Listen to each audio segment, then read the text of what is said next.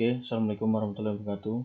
Jadi di video kali ini saya akan menjelaskan tentang cara kerja rangkaian lampu terapi infrared sederhana. Langsung saja kita masuk ke videonya. Yang pertama di sini ada PLN 220. Di sini berfungsi sebagai sumber tegangan. Terus berikutnya ada switch. Di sini berfungsi sebagai penghubung dan pemutus tegangan power. Lebih simpelnya lagi sebagai tombol on off. Terus berikutnya ada fuse di sini. Fuse di sini digunakan untuk sebagai pengaman arus lebih dari PLN. Jadi apabila di PLN ada terjadi konslet, arus yang masuk di sini akan menjadi tak hingga. Oleh karena itu diperlukan fuse sebagai pengaman komponen yang ada di dalam sini. Jadi semisal arus ada terjadi konslet PLN, yang putus hanya fuse-nya saja, tidak masuk ke rangkaian. Oke, yang berikutnya di sini ada trafo step down 2 ampere. Trafo di sini berguna untuk menurunkan tegangan PLN 220 menjadi tegangan yang dibutuhkan oleh power supply. Karena power supply-nya di sini sebesar 5 volt. Jadi kira-kira tegangan di sini sebesar 5 sampai 6 volt AC. Yang berikutnya di sini ada dioda bridge. Di sini dioda bridge berfungsi sebagai penyarah tegangan AC. Tegangan AC masuk di sini. Terus lalu diarahkan oleh dioda bridge. Lalu keluar tegangan DC di sini. Setelah tegangan diarahkan, tegangan akan difilter oleh kapasitor C1 ini dengan ukuran sebesar 1000 mikrofarad.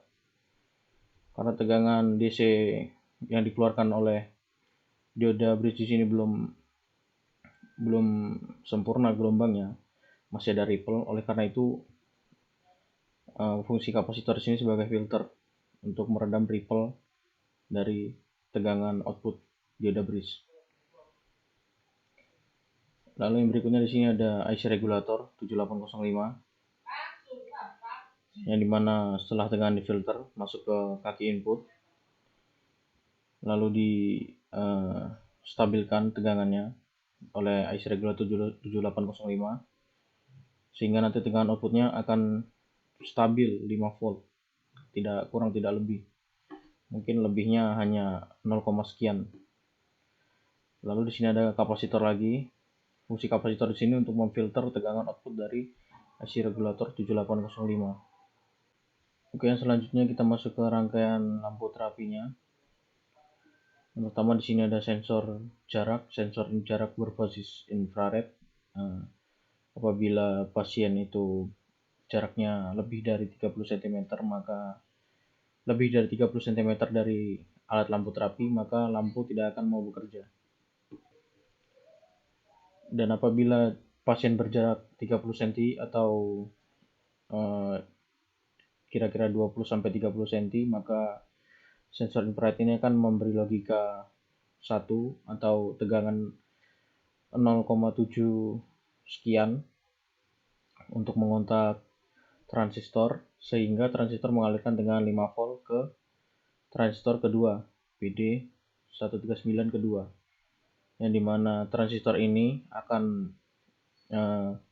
terkontak apabila termostat atau sensor suhu ini mendeteksi suhu pasien itu kurang dari 38 derajat atau kira-kira 35 sampai 38. Lalu apabila suhu pasien yang tersinari lampu lebih dari 38, kira-kira 39 atau 40 derajat, maka lampu ini akan mati secara otomatis karena dosisnya terlalu berlebihan, terlalu panas untuk tubuh pasien.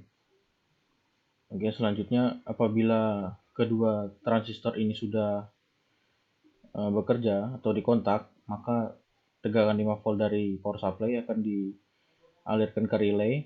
Lalu relay ini akan bekerja mengontak. Lalu tegangan AC 220 ini akan mengalir ke timer lampu infrared, yang dimana koilnya ini adalah tegangan AC.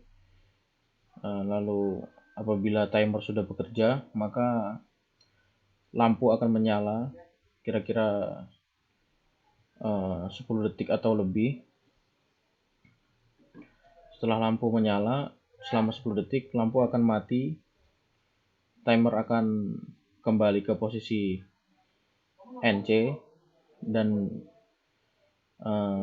timer berikutnya akan menyala, yang dimana di sini timer buzzer, yang dimana sebelumnya sudah dalam posisi NO, yang dimana timer buzzer ini sudah dalam posisi NO saat sensor dan termostat sudah memenuhi syaratnya. Akan tetapi pada saat lampu menyala atau timer infrared ini dalam keadaan NO atau bekerja, timer ini tidak akan menyala karena timer infrared dalam kondisi NO. Baru setelah lampu ini mati, timernya mati juga, dia kembali ke posisi NC, timer akan mengalirkan tegangan 220 ke buzzer, dan buzzer ini akan menyala 3 detik sesuai dengan timer di sini. Lalu di sini ada dimmer AC, yang dimana fungsinya itu sebagai pengatur intensitas dari lampu. Dimmer ini akan mengurangi tegangan yang mengalir pada lampu, sehingga lampu ini dapat dikurangi intensitasnya, bisa terang bisa redup. Mungkin cukup itu saja dari saya, kurang lebihnya saya mohon maaf apabila ada kesalahan. Apabila ada pertanyaan yang ingin ditanyakan, silakan tinggalkan di kolom komen di bawah, insya Allah saya akan jawab. Wassalamualaikum warahmatullahi wabarakatuh.